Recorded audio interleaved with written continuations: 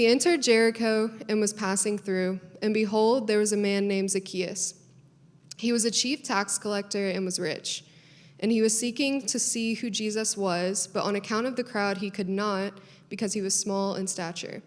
So he ran on ahead and climbed into a sycamore tree to see him, for he was about to pass that way. And when Jesus came to the place, he looked up and said to him, "Zacchaeus, hurry and come down, for I must stay at your house today." So he hurried and came down and received him joyfully. And when they saw it, they all grumbled. He has gone in to be the guest of a man who is a sinner. And Zacchaeus stood and said to the Lord, "Behold, Lord, the half of my goods I give to the poor, and if I have defrauded anyone of anything, I restore it fourfold." And Jesus said to him, "Today salvation has come to this house, since he also is a son of Abraham. For the Son of Man came to seek and to save the lost." That's our text today, Luke chapter 19. Those verses I will work through at kind of a big picture level here in a few minutes. And I'm excited to spend a little more time today on what it looks like for us to make disciples. We have this core value as a church. We have these core values. These are all the things that as you walk in and be a part of 5 Points Church, as you interact with us outside these walls, that each of these things would be an integral part of who we are. And specifically, as we thought about like how we're doing in our first year, we just wrapped up our first year of meeting together. And if we looked at each of these, we really said, here's one we want to work on. In fact, I'd say it like this. I want to take you back in time to 1919.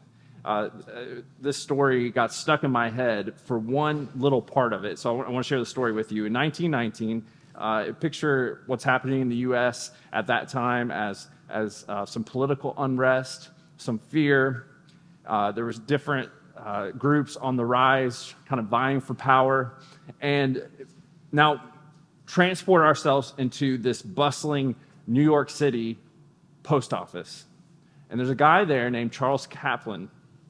And he's just got some return packages that have come into the station. And as he's going through these return packages, he's like, no, this is a little out of the ordinary. I don't understand why there's so many packages that got returned and they look so much alike. And when he examined them a little more closely, there were similar handwriting on each of them. They seem to be packaged very similarly. And he's like, this isn't right. Each of the packages were 10 cents short on their postage. And so he calls the authorities. It's enough for him to say, I think we better look at this. Calls the authorities in. The authorities look at the packages and find out that each of those packages, there was around 30, had dynamite strapped inside. And they were all being mailed to prominent people throughout the city. A Supreme Court justice, business executives, and other government leaders. So this criminal group that was behind this attack did not see it through, except for a couple pieces did make their way through. But for the majority, this attack that could have just brought total chaos and kind of, just fear on a city was stopped because it was 10 cents short. That's the part I couldn't get over. I was like, 10 cents. 10 cents between this group just unleashing all kinds of fear and chaos and that being stopped short. And I bring that story up, again, I just kept thinking about that. I can't believe that that's what saved so many people, 10 cents. And I want to think about today what separates us in our spiritual life when we feel like we're just coming up just a bit short. And I'm not talking about like striving to be better people. I'm not talking about like striving to like this ultimate spirituality where like if we work hard enough, we'll get there. That's not what I'm talking about. But there's something I think in a lot of folks, as I talk with them, where it feels like we're just coming up short. We're 10 cents short. It's like we're doing good with the Lord, we're walking with him, but we're just a little short of the power that he intends for us. And I think that little place I want to pinpoint could be in our disciple making. I mentioned this last week, this idea where we feel like we're not getting anywhere spiritually. We feel like we've kind of come to a dead end. And one of the big reasons for that is we aren't spiritually multiplying ourselves. We're not reproducing. If we can't get to that point of maturity, we do grow to a dead end in our spiritual life. It is hard to progress any further if we can't reproduce ourselves. And this is critical. So last week we looked at Matthew chapter 28, and we know this is critical because of those verses that Jesus says, go and make disciples. So that's been the theme of this 3-week series, going and making disciples. Going and making disciples. What's that look like in our life?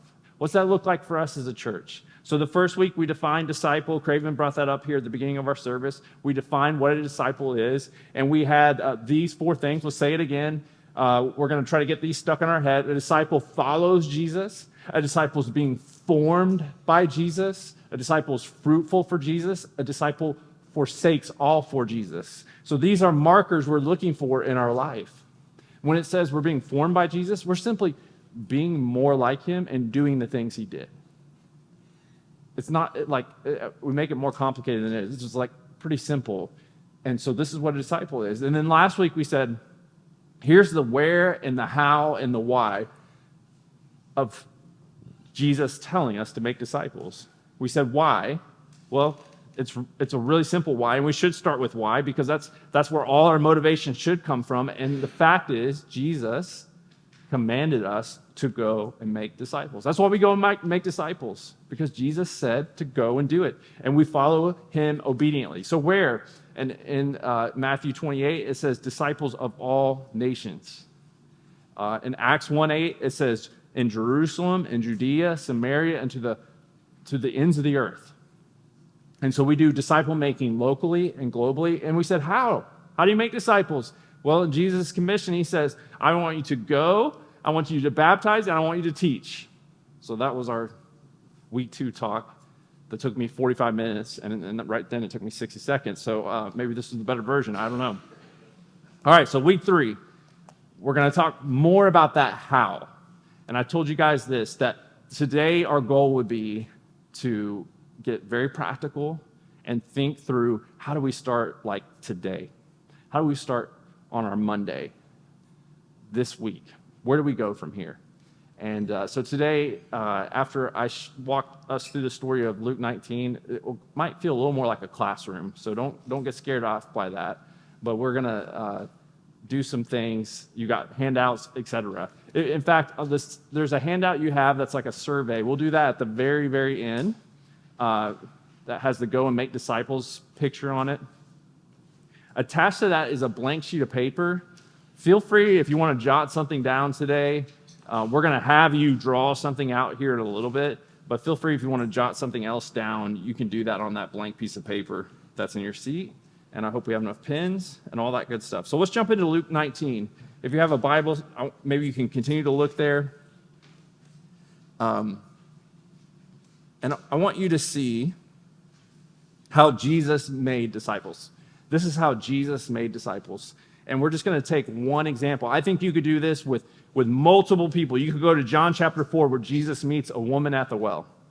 And with a Samaritan woman who's there at the well, who's had multiple husbands and is living with her boyfriend and has had what seems like a pretty rough life. Jesus has this conversation with her, and what is he doing? He's loving her, and he's helping to make her a disciple. And so you could look at that story, and you could see the way in which Jesus makes disciples. Because Jesus had long-term projects when it comes to disciple making, he had short-term projects, right? He had long-term and short-term. He had long-term, and that was like the inner 12. Those disciples that were with Jesus all the time, probably a few others, like you think of Lazarus and Mary and Martha, who were around Jesus a good bit. You could name off a few others in the Gospels that we meet. And these people, Jesus spent considerable time with. obviously the 12 disciples, he was living with them. They were living with him for the most part. And so they're living and breathing their rabbi and learning what it means to walk after him and be like him and do what he did. And so that's a long-term project, but Jesus had these short-term projects too. Some of them we don't know if he ever talked to again. Did he meet with Nicodemus again after he meets him in John chapter 3? We don't know. But he meets Nicodemus, who's this religious teacher, and Nicodemus has all these questions. And again, you could look at that story and you could see how Jesus made a disciple of Nicodemus, because Nicodemus eventually professed faith in Jesus. And so we have all kinds of examples. I picked just one. I don't know why, but I went to Zacchaeus. Hopefully it's Holy Spirit led that we're looking at Zacchaeus. It's just an interesting story. And we could see how Jesus makes disciples of someone like Zacchaeus. And I'm going to break it down into 4 parts. Here's 4 things that Jesus does. First, Jesus pursues Zacchaeus. He pursues him. When we think about how we make disciples, we have to pursue people. We have to go after people. We have to see people where they're at, because for Zacchaeus, we know he wants to see Jesus. If you grew up in church, what song did you grow up singing about Zacchaeus? Zacchaeus was, yeah, okay, all right. We don't have to sing any more of that. But, it does say something about him wanting to see Jesus in that song, right? It says, I'm going to have to literally sing it in my head again to know the next line, but he climbs up the sycamore tree for the Lord he wanted to see. Yeah, you got actions over there, that's nice. I'm sure I've got those somewhere in the memory bank at some place. So he wants to see Jesus. But more than that, Jesus wants to see him. Hear that? That Jesus walks through this town that he's planning to pass through, and Zacchaeus is doing anything he can do to be able to see Jesus. He climbs up in a tree. Now think about this for a second. Did he really have to climb up a tree? Well, it says that he was short, so that's why he had to do it. But can't short people stand in front of tall people and see? And don't usually tall people, if there's a short person, especially with children, you're like, hey, you can stand in front of me so you can see if there's a large crowd. You would think that would have happened, but with Zacchaeus, it sounds like he was so hated that no one wanted to let him up to the front. And he's forced to climb up this tree. And he's looking down, and maybe he feels like he can be hidden a little bit up there, and Jesus goes looking for him. You see, in verse 7, that all the people there grumbled when Jesus received him. So there was this hostility towards Zacchaeus, and yet Jesus still pursues him. And he says, by looking at him straight up, hurry, come down, I'm coming to your house. Out of all the people in the crowd, Jesus goes after Zacchaeus. I just find that amazing. There's something about us being seen that makes a difference. You ever had an experience like that where you think you're blending into the crowd and then someone sees you? Maybe you're in a big crowd. This happened recently. I was at a game, and you're in a big crowd, lots of people. You don't really think you're going to see anyone you know, and then you see someone. And they're like, hey, and they look at you, hey, and you're excited to see them because you're seen in that big crowd. And that's how it had to feel for Zacchaeus. So Jesus pursues Zacchaeus. Number 2, Jesus prioritizes Zacchaeus. In verse 1, it says that Jesus entered Jericho and he was passing through. That's really fascinating because it doesn't seem like this is a planned stop for Jesus. But all these people have heard about him. They show up on the streets. They're wanting to see who this is. They want to get a glimpse of him. And as this large crowd gathers, Jesus has time for Zacchaeus. He prioritizes him. One truth about Jesus that we pick up on as we read about his life is that he never ran out of time. Jesus never ran out of time. He always had plenty of time. If someone were to ask him, Jesus, how's it going? How are you doing? You would never hear Jesus respond by saying, I'm just so busy. Jesus would never say that. Jesus always had time. Time was of abundance for him. How? I don't know how that works. I'm trying to become more like Jesus because if I'm not like that. I need to be more like my rabbi in that area because it always feels like I never have enough time. But for Jesus, here in this moment, he's like, yeah, I got plenty of time. Right now, I'm supposed to be at this other city, but I'm here. And Zacchaeus is in front of me. And I think one of the reasons Jesus was never too busy to do the work of God was because he knew that God's never limited by anything. He could have church in the middle of the street in Jericho, and he could change the life of this hated tax collector who was rich and seemed beyond redemption for most of the people. So as we think about bridging this idea of prioritizing, I want you to think about how disciple making needs to be a priority in our life, but it doesn't just need to like say, hey, we're going to add this program in to our life, and then we're going to make that a priority over everything else. Instead, I want to say this. I want us to look at this like, how do we integrate disciple making into our life? For Jesus, it was him just in his everyday routine, him going to another city. He paused and he said, okay, something's happening here. The Father is moving, and I must see what he's doing. This guy up in a tree, I'm going to invite myself to his house.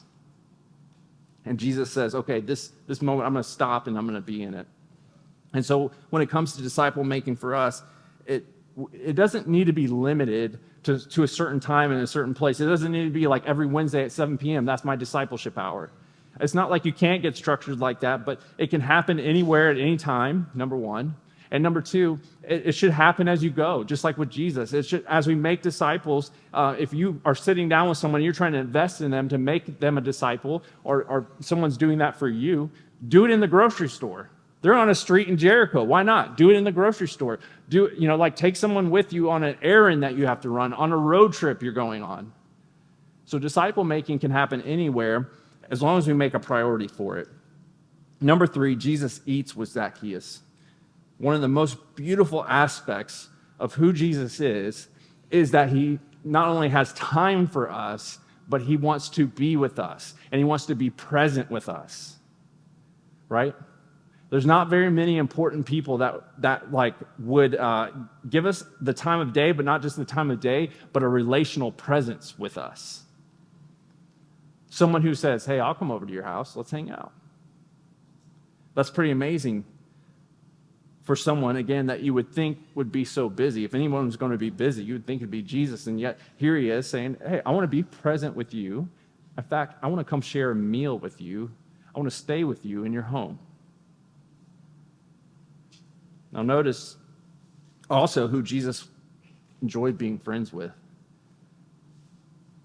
Jesus enjoys this moment here with Zacchaeus, who, again, is shunned by the crowd. What was said about Jesus? In Luke 7:34, it says that people were saying about him, he's a glutton and a drunkard, a friend of tax collectors and sinners. Isn't it interesting that those who seemed to be furthest from God in the way that they were living seemed most drawn to him? I just love that. And so when Jesus says, hey, Zacchaeus, I'm going to stay at your home, he's extending this gift of friendship, again, to an outcast, to someone who everyone else who was religious thought there's no business of yours to be with him. And yet there he is. So we, too, extend friendship. We extend this hope of Jesus to people, no matter where they are, no matter who they are. You see, Jesus, you go back earlier when I said Jesus had long-term and short-term projects, and you kind of think through the whole gamut of people that he met with and talked with and spent time with and tried to make disciples of, and they were irreligious and religious. They were rich and they were poor. Every type of person Jesus did that with. Number four, so he pursues, prioritizes, and he eats, and he transforms Zacchaeus ultimately. That's what disciple making is all about, is that we see transformation occur. Now that Zacchaeus has experienced the friendship of Jesus, he completely changes. He was thinking he was just going to get like a glimpse of him. He was just going to see him from afar. He had no idea that Jesus was going to get close to him and change everything about him.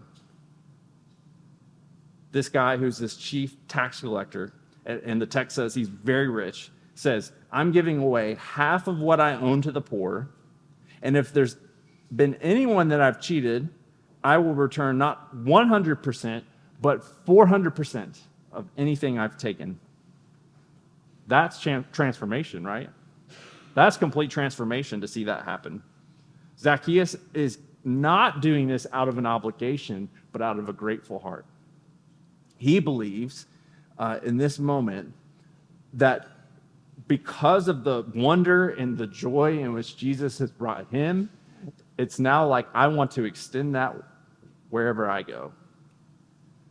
You can kind of feel that in his response. Wonder and joy, right? That Zacchaeus, there's been a light switch that has come on, and he is different. Now, when you think about the transformation that's occurred, it's ultimately because he has met Jesus, who's created everything. He's the creator. He's our Savior.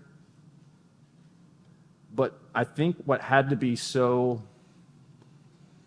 moving and life-changing for Zacchaeus was to experience what it was like for Jesus to come to him even when everyone else grumbled at him. Jesus took the brunt of all that crowd that was around Zacchaeus, right? As he goes towards Zacchaeus and he extends this friendship, everyone else is like, why is he being friends with him? And Jesus just throws all that away. Doesn't matter. Zacchaeus goes, who would do that for me? Especially someone with such great power and authority. Why would they do that? You notice the similarity of how we get to experience Jesus now on this side, right? That Jesus felt the disdain of the crowd, but ultimately he would feel the disdain of death, and he would take that on our behalf, and we look at that and we say, why would he extend friendship to us, someone with such power and authority, and look at what he had to do in order to do that. I think I heard Tim Keller say it before. Zacchaeus went up in a tree and Jesus was nailed to a tree. That in this story, we get this little glimpse of the gospel that shows us what Jesus did to extend friendship to Zacchaeus that day is in the same way he extends friendship to us. So we can experience transformation, and that's what disciple making is about. Like, how awesome has it been for those of you who have helped make disciples when you see someone experience Jesus and their life gets totally transformed? How awesome is that? We get excited about that. Again, I'll go back to us being kind of coming up 10 cents short. If you don't experience that, then Jesus gets a little boring. I'll be honest. If you don't experience the thrill of what it means to fulfill our purpose in making disciples, then you're going to come up short with the power of what God has in store for us as his believers. All right, so that's the first part. I don't think I said this from the beginning. I got 3 parts for you today. That's part number 1, how Jesus made disciples. And we see that he pursues, he prioritizes, he eats, he transforms. That we can look at any story, we can see the different ways in which Jesus approached people, the way he loved people, and we can say, let's go and do that. That's how we'll make disciples. So that's part 1. Here's part 2. I want us to think about now how we can make disciples. And I want to give some real principles for our church, real principles for us right now. So here, and I think these all kind of transfer straight over from what Jesus did to what we do. All right, so here's number 2. How can we make disciples? And it's a little cold out today. It's almost like, that's the way I'm thinking about that. If you want to reverse these letters, you could say these, it's RRBI if you're a baseball fan. I don't know. If somebody who can think about this more can make these 4 letters somehow more memorable, but BIRR. How do we make disciples? And here's the 4 guidelines, if you will. These are 4, I think, bumpers. Like I think about like when you're bowling, and you put the bumpers out. These are kind of bumpers that help us keep in line with how to make disciples. B, biblical. I, intentional. R, relational. R, reproducible. And I want us to think through each of those. Each of these 4 things. I talked about this the first week. I told you the story about getting on a Ferris wheel and how it was like absolutely like so frightening. But you should try it sometime. I went on that Ferris wheel in Colorado in that store, and it was crazy, and I was scared. But I said, there's something else that I'm also scared of and fearful of. As we start a new church and get a new church going, it's like the number one thing we can do is just make up all these programs in the church. We can do all this stuff. And I'm really fearful of doing that. In fact, if someone were to ask you, what's it like to be a part of 5 Points Church? Someone were to say, what's it like to be a part of 5 Points Church? I really hope that our answer is never, well, it's great. I really love it. I've done like 12 Bible studies. I've been in like 3 discipleship things, and I'm in all these groups. It's like amazing. There's so much stuff for me to do. Instead, I would rather us say, what's it like to be a part of 5 Points Church? It's really great because I feel like I've been equipped to know how to make disciples. I feel like I know how to walk out this purpose that God has given all of his people to make disciples. And I feel like I know how to do that. And I'm trying to walk in that. I'm trying to love people. I'm trying to love God. And so here's how we can think about doing this. First, biblical. Whatever we do as we make disciples, we're going to be centered around the word. One of the resources, I'll jump ahead a little bit. One of the resources I'll talk about is this book called 1-to-1 Bible Reading. This is my favorite thing to give people when it comes to like, how do I make disciples? This one just helps teach you 3 methods for how to read the Bible with somebody. So when we think about making disciples, we have God's word. It's really simple. We can like just sit down with people and read the Bible together. So I know a lot of you already do that, and so it's always going to be biblical for us. How do we keep going back to the word, and how can we look more and more like Jesus? Number 2, as we think about these guidelines for us, intentional. This is the part where Jesus pursues Zacchaeus. He goes after him. And I want us to think about how we do this in a few ways. First, like I want you to think about gospel intention, like thinking about where we're at right now and who God's placed around us, and how we can go after people with gospel intention. Where is God working, and who has he brought into your life? Prayerful discernment, like how do we praying right now? What does our prayer life look like when it comes to making disciples? Have we prayed, God, send me out, and as I go out, help me to find those who need you and those who need more of you as I go and make disciples. And even, again, this is, a two-way street for us. I have people in my life who make me a disciple. And then I have people in my life that I'm trying to make disciples of. And so you may be just prayerful discernment and like asking someone, would you spend time with me and teach me more about what it means to follow Jesus? Prayerful discernment, I would say this, that we should have some clear definitions and even give it like some kind of time range when you sit down and you meet with someone. This is being intentional in disciple making. So, for example, if someone says, hey, if someone actually came up to you and said, after this today, they're like, I've been thinking about it. I really need someone to pour into my life. Would you consider that? And if they just came and said that to me, a few of you already know what I'd say. Yeah, I'll do 8 sessions with you, and I'll teach you everything I know, because that's all I got. I got 8 sessions. And then after that, I'll send you on your way.